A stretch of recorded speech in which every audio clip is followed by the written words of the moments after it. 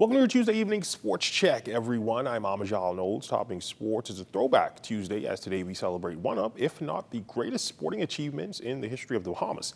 On September 30th, 2000, the quintet of Sabatita Fines Coke, Chandra Stirrup, Pauline Davis-Thompson, Debbie Ferguson-McKenzie, and Eldise Clark culminated a years-long journey with them being crowned champions of the women's 4x100-meter relay at the 2000 Olympic Games in Sydney, Australia, thus cementing the lore of the Golden Girls and serving as an inspiration for a whole generation of up-and-coming Bahamian athletes.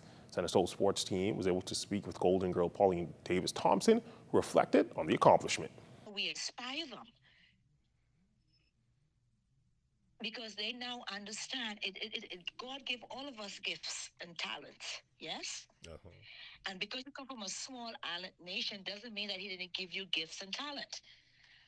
And so what we showed to the young people was that, look, if you believe it, you can achieve it, but you have to work diligently towards it. And that teamwork make dreams work, because we had to be very diligent. We had to work together for something that we call for the greater good of our nation. We wanted to inspire the entire nation. And so therefore, we put our heads together and we kept our head down and we practice and we practice and we practice. ZNS sports team also reached out to Debbie Ferguson-McKenzie, who responded via statement, adding 25 years ago in Sydney, we ran not for gold, but for history. The 4x1 relay showed the world that when unity meets speed, greatness is inevitable. Today, you celebrate the legacy, the sisterhood, and the moment that still inspires generations, not just a race, a moment that made history. Ferguson-McKenzie adding that on September 30th, 2000, she faced her fears, giants, and doubts. Anchoring that team in Sydney, she crossed the line for God, for gold, for her team, and for her country. And 25 years later, the fire still burns.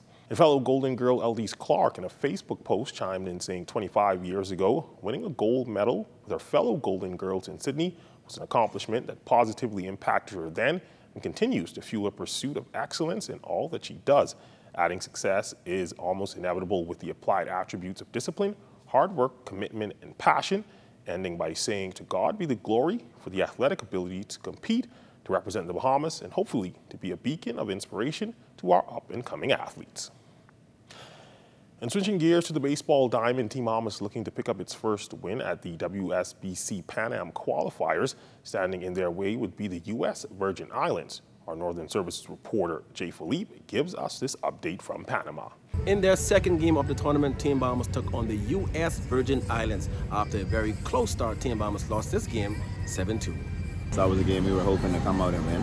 But sometimes that's how the game goes, right? Like, it's a game that we got to come out and execute certain things. And we were prepared on being able to execute those things going into the game tomorrow. But sometimes that's just how the games go, right? I think there was some good in there. Our starting pitcher, Gio, he did a really good job to keep us in that game. We just got to learn how to win on the back end. But that's something that we are just preparing for, and we will work on for the rest of the tournament. I think it was a few hits or plays in the field that were just unfortunate that happened from the other team, right? But I think it's about just being able to have a short memory, put it in the back of our heads. It's a tournament, so we've got to be able to come back and be better tomorrow. And so we're going to go home and do some planning around that, and tomorrow's just another day at the ballpark. It was a 2-2 tie ball game going into the third inning, but the U.S. Virgin Islands scored 2 more runs in the 5th inning and another 3 runs in the 6th inning to pull away. The Bahamas had 3 total hits on the day. I felt like I could have executed a little bit better. We made a few certain pitches that could have been a little bit difference makers in the game. Team Bahamas-wise, I felt like as a group, we didn't have as much energy as we needed. We could have been a little bit more upbeat. They came into play, felt like we didn't. Other than that, I feel like for the rest of the tournament, we got Chad McKenzie coming up. We're going to be doing all right. He's going to help us, give us a good game. We just come up tomorrow, flush the day.